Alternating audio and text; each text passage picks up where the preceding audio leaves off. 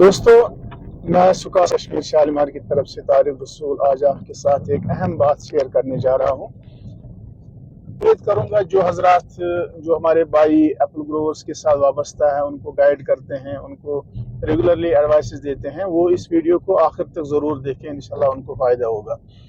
आप सबको मालूम है कि हमारे एप्पल ऑर्चर्ड्स में मुख्तलिफ तरह के इश्यूज़ हैं, प्रॉब्लम्स हैं, डिजीज़ हैं, हमें कीड़े का मसला है, हमें और भी कुछ फूड क्वालिटीज़ के इशू हैं। लेकिन अगर हम अच्छी तरह से गौर करेंगे तो सबसे ज़्यादा प्रॉब्लम जो हमारे ऑर्चर्ड्स में वो एप्पल शिकायत की होती है। इसी के लिए हम सबसे ज़्यादा सुप्रेज करते हैं, इसी के लिए हम एक ज़मींदार जो है सबसे ज़्यादा परेशान हो जाता है। तो अब ये शिकायत हम क्यों फेल हो जाते हैं, कभी कभी हमें क्यों शिकायत एपिडेमिक आ जाते हैं, बहुत सारे ग्रोवर जो हैं वो फेल क्यों होते हैं, इसके रीजंस क्या हैं और इसको हम कैसे मैनेज कर सकते हैं, इस पे मैं थोड़ा बात करना चाह रहा हूँ। देखिए, शिकायत आने के जो हमारे पास हमारे कश्मीर में एपिडेमिक आते हैं शिकायत के, जैसे 2014 या 2020 में जो इश्यूज हुए थे शिकायत के, या जो ज़मींदार रेगुलरली फेल होते हैं, तो उनके बड़े 3 रीज़न हैं। एक रीज़न ये है कि हमें टाइट क्लस्टर पे जब सीवियर रेन्स बहुत ज़्यादा बारिशें होती हैं, नंबर फर्स्ट। नंबर सेकंड, जो फ्लावरिंग में हमें बहुत ज़्यादा रेन्स हो जाती हैं। और नंबर थर्ड, जो हम कभी रेन्स के बाद में 5-6 दिन बाद स्प्रे करते हैं, उससे पहले हमने मिस की होती स्प्रे। तो ये बड़े 3 रीज़न है कि हमारे लिए और हमारे ऑर्चर्ड्स में क्यों इतने ज़्यादा सीवियर इश्यूज होते हैं।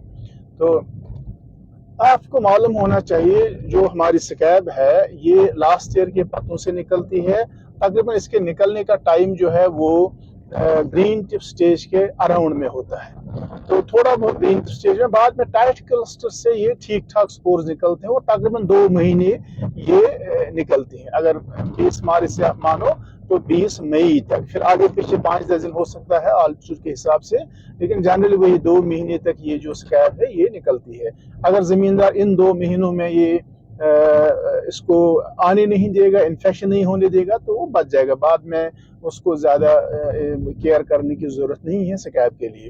तो अब ये जो मसला, ये मसले क्यों शिकायत हमें अब क्यों आती है? देखिए, आपको ये मालूम है कि हमारे जो स्क्वास्ट का जो स्प्रे शेड्यूल जो हम इशू करते हैं, वो एक नॉर्मल वेदर कंडीशंस के लिए होता है। अब नॉर्मल वेदर कंडीशंस में उसमें लिखा है कि आप लोकल किसी एक्सपर्ट से राब्ता करें।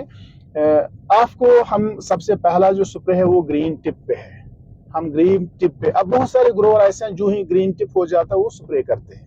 तो बाद में क्या होता है, जब टाइट क्लस्टर का स्टेज आता है, अगर उस स्टेज में बहुत ज्यादा बारिशें होती हैं, चूंकि आपने टिप को स्प्रे किया है, बाकी जो ग्रोथ है वो अनकवर्ड है, अनप्रोटेक्टेड है, उसमें कोई फंजिसाइड नहीं होता है। फिर जब बहुत ज्यादा रेन्स होते हैं और पिछले जो लीव्स हैं उनमें बहुत ज्यादा स्कैब होती है, तो बाद में वो जो है इन्फेक्शन आराम से आ जाती है।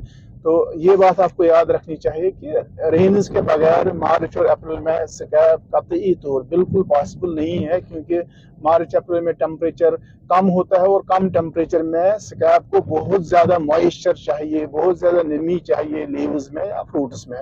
इसलिए मार्च अप्रैल में रेन्स का होना बहुत जरूरी है। और मैं आप सबको ये बताऊं, वो रेन्स जो पूरे कश्मीर में उस टाइम पड़ती है मार्च अप्रैल में, उसी से स्कैब होती है। बाकी लोकल कहीं 1 घंटा 2 घंटा रेन्स से स्कैब नहीं हो जाती है। हाँ, एक्सेप्शनल केसेस में हो सकता है, लेकिन ओवरऑल वो मतलब आम जो ग्रोवर्स है उनके लिए ज्यादा मसला नहीं है। तो इससे ये एक मसला होता है। दूसरा मसला, हमें अब जो ही पिंग बढ़ाया तो ग्रोवर ने किया स्प्रे, चाहे 5-10% पिंग बढ़ हुआ तो ग्रोवर ने स्प्रे किया है, तो बाद में कभी कभार टेम्परेचर डाउन होता है तो फ्लावरिंग पीरियड बढ़ जाता है। कभी हमने देखा 25 दिन का भी फ्लावरिंग पीरियड पिंग बढ़ से लेके पेटल फॉल तक हो जाता है। अब चूंकि कोई फंगिसाइड आपको 25 दिन तक प्रोटेक्शन नहीं देगा, बल्कि मैं कह रहा हूँ कि ये जो पीरियड होता है, इस पीरियड में काफी ज्यादा ग्रोथ होती है, काफी ज्यादा नया फोलेज आता है, और वो जो नया फोलेज है वो सारा अनकवर होता है। अगर चाहे आपने कोई सिस्टमिक फंगिसाइड भी किया होगा तो वो भी डाइल्यूट होता है, क्योंकि नई ग्रोथ आती है वो डाइल्यूट हो जाता है, इसलिए वो प्रोटेक्शन नहीं देता है। तो अब आपको करना क्या है, अब अगर ये इश्यूज हैं तो करना क्या है।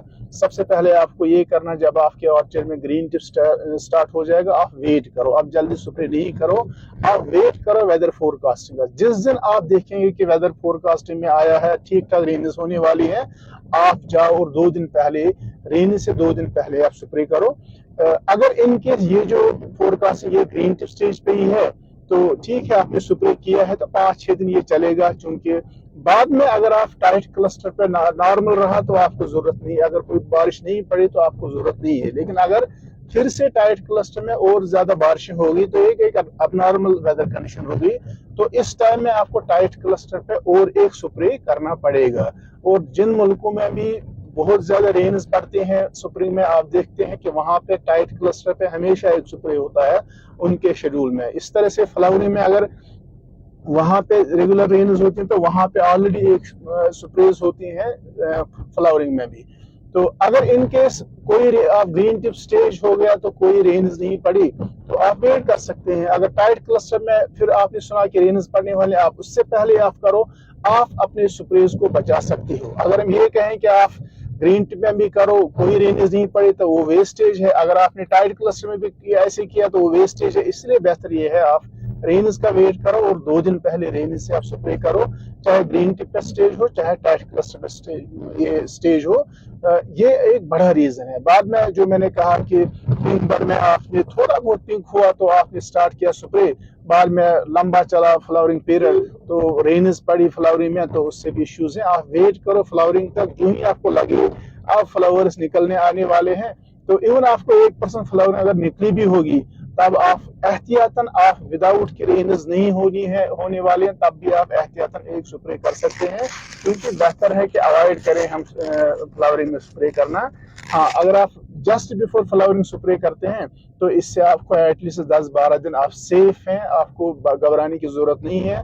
और यही जो पहले 10-12 दिन होते हैं, बल्कि 4-5 दिन होते हैं, यही एक इफेक्टिव पॉलिनेशन पीरियड होता है जिसमें पॉलिनेशन होती है। बाद में आप स्प्रे करें, उससे कोई भी इश्यू नहीं हो जाएगा अगर इन केस बाद में रेगुलर रेन्स हो जाए, क्योंकि 10-12 दिन तो सेफ हैं।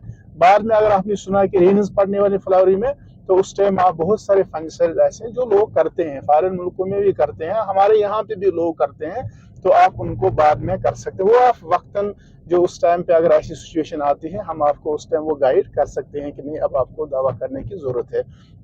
और तीसरी बात जो मैंने कही वो ये कि मतलब ठीक है, लिटरेचर में कहीं कहीं आया है कि 90 आवर्स तक कोई सस्टेन फाइंसर ऐसा है जो किसी इन्फेक्शन को क्यूरेट कर सकता है, खत्म कर सकता है। लेकिन आजकल बहुत सारे ऐसे एक्सपर्ट्स हैं जो ये कहते हैं, जिनके जो एक्सपेरिमेंट्स हैं वो ये कहते हैं कि नहीं, फंजिसाइड्स जो हैं बाद में क्यूरेट नहीं करते हैं, कोई जब इन्फेक्शन होती है तो बाद में क्यूरेट नहीं करते हैं। हमारा भी आपसे यही कहना है कि हमेशा आप स्प्रे जो है वो रेन्स से पहले करें, रेन्स के बाद करने की जरूरत नहीं है। रेन्स के बाद करने में आपको 2 नुकसान है, खासकर जब आप पेटल फॉल की बात करते हैं। एक ये कि आपको रजटिंग हो जाती है फ्रूट में जब आप रेन्स के बाद वेट कंडीशन में करते हैं। दूसरा, जब आप जून या जुलाई या अगस्त में करते हैं तो उस टाइम आपको नेक्रोसिस हो जाती है, आपके लीव जल जाते हैं। बहुत सारे ये हमने अपने कश्मीर में ऐसे रेगुलरली, मैं पिछले 5-6 साल से देख रहा हूँ कि ऐसा होता है कि रेन्स के बाद हमने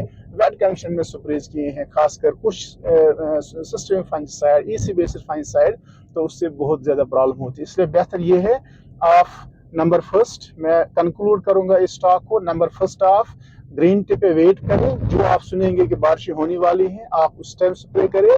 अगर आपने ग्रीन टिप पे ही किया होगा, बाद में टाइट क्लस्टर पे फिर से बारिश होगी, आप एक्स्ट्रा उस टाइम स्प्रे कर सकते हैं, ये कोई आपको नुकसान नहीं होगा इससे। अगर आप कोई बारिशें नहीं पड़ी, आप टाइट क्लस्टर पे आप बारिशें पड़ी तो उससे पहले आप 2 दिन स्प्रे टाइट क्लस्टर पे करें, ग्रीन टिप आप मिस कर सकते हैं। इस तरह से आप पिंक बर्ड पे वेट करें। आप अगर नहीं बारिशें पड़ी तब बेहतर है कि आप फ्लावरिंग से जस्ट 1-2 दिन पहले आप ये स्प्रे करें, एहतियात के लिए आप स्प्रे करें। तो या अगर आपने सुना है कि बारिशें पड़ने वाली हैं पिंक बर्ड पे, 2% 3%, आप 50% वेट मत करो, आप स्प्रे करो। तो उसके बाद चूंकि अब आपने स्प्रे की है, अगर फ्लावरिंग पीरियड लंबा चलता है तो आप फ्लावरिंग में भी स्प्रे कर सकते हैं। उस टाइम हम आपको वक्त मतलब उस टाइम बताएंगे कि कौन सी स्प्रे है जो सेफ है इसके लिए, जो आप कर सकते हो। तो ये अगर आपने एंड मई तक इसका एहतियात किया है तो बाद में आपको शिकायत के लिए कोई परेशानी नहीं है। ये मैंने जो आपको बताया, आप हर एक सिचुएशन में ऐसा कर सकते हो। अब आपको मतलब चूंकि हम शेड्यूल में यही लिखा होता है कि आप नॉर्मल वेदर कंडीशन के लिए होता है, ये जो मैंने आपको सिचुएशन बताई आप किसी भी कंडीशन के लिए ऐसी एक रिकमेंडेशन है, एक एडवाइस है। मुझे उम्मीद है आपने इंशाल्लाह मेरी बात को समझा होगा। तो इंशाल्लाह